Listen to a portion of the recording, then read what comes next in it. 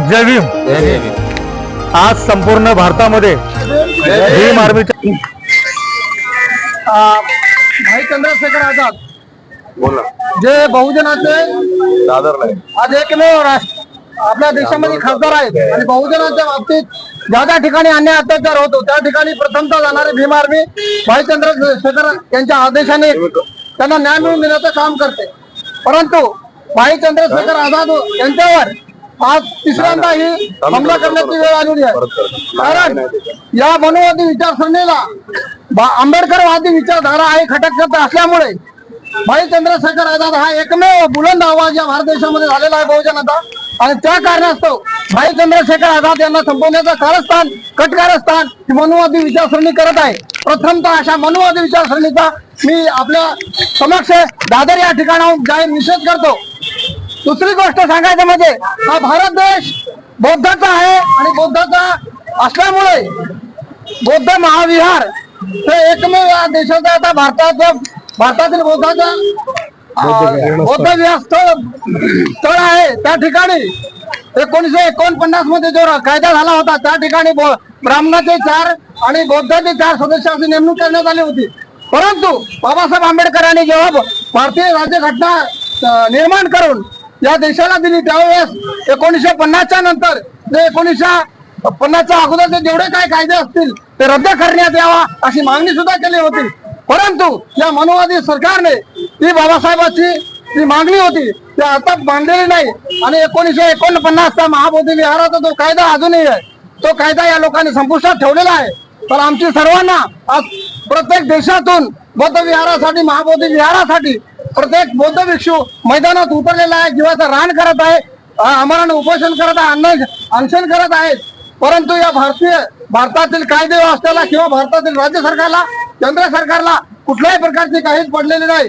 अनेक आमचे बौद्ध भिक्षू आजारी पडलेले आहेत त्या बौद्ध महाविहारासाठी आणि प्रत्येक बौद्ध समाजातील व्यक्ती बौद्ध महाविहाराकडे रवाना होत आहे। बौद्ध विहार आमच्या स्वाधीन करा, कारण तर हिंदूचे मंदिर असतील तर तिथे हिंदूच्या स्वाधीन केले जातात, ख्रिश्चनाचे चर्च असतील ख्रिश्चनाच्या स्वाधीन केलेले असतात, मुस्लिम धर्माचा मस्जिद असो ती मस्जिद मुस्लिम धर्माच्या अधीन केली जाते। परंतु महाबोधी विहार हे बौद्धाचं स्थळ असल्यावर बौद्धाच्या स्वाधीन का करत नाही हा मोठा प्रश्न आहे। त्याचं कारण म्हणजे हा इथले या देशातला पंतप्रधान मोठमोठ्या पदावर असलेले जे मंत्री लोक बाहेर देशात जातात आणि तिथे म्हणतात आम्ही बौद्धाच्या राष्ट्रातून आलो।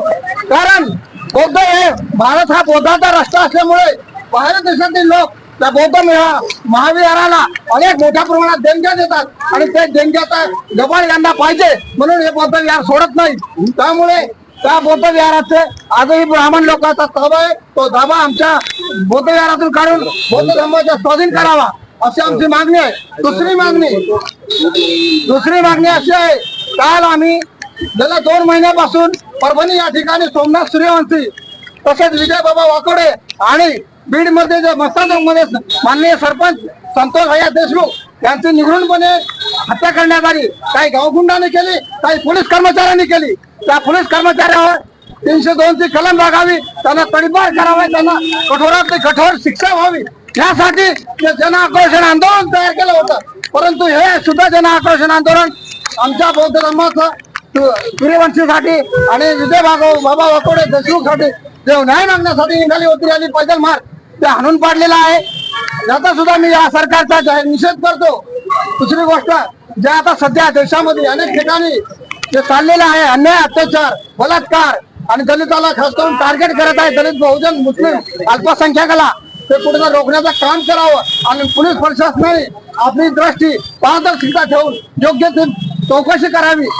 विनाकारण बेगुन्हा कुठल्याही गुन्हेगाराला गुन्हेगार ठरवून त्यांचा उद्ध्वस्त भविष्य करू नका ही मी या आपल्या दादरच्या ठिकाणाहून सर्वांना पोलीस कर्मचाऱ्यांना आवाहन करतो आणि विनंती करतो की कधी कुठलाही गुन्हेगार जर तुम्हाला पडता येत असेल तर त्याची पार्श्वभूमी चेक करा, त्याचा योग्य तो गुन्हेगार आहे का ते समजून घ्या। निवड राजकारणाच्या इशाऱ्यावर नाचण्याचे काम करू नका हे मी तुम्हाला याच्यातून सांगतो। एवढंच बोलतो, इथंच थांबतो। जय भीम, जय भारत, जय संविधान। भीम आर्मी जिंदाबाद जिंदाबाद जिंदाबाद। भीम आर्मी जिंदाबाद जिंदाबाद जिंदाबाद। चंद्रशेखर भाई तुम आगे बढ़ो, हम तुम्हारे साथ हैं। चंद्रशेखर भाई तुम आगे बढ़ो, हम तुम्हारे जिंदाबाद जिंदाबाद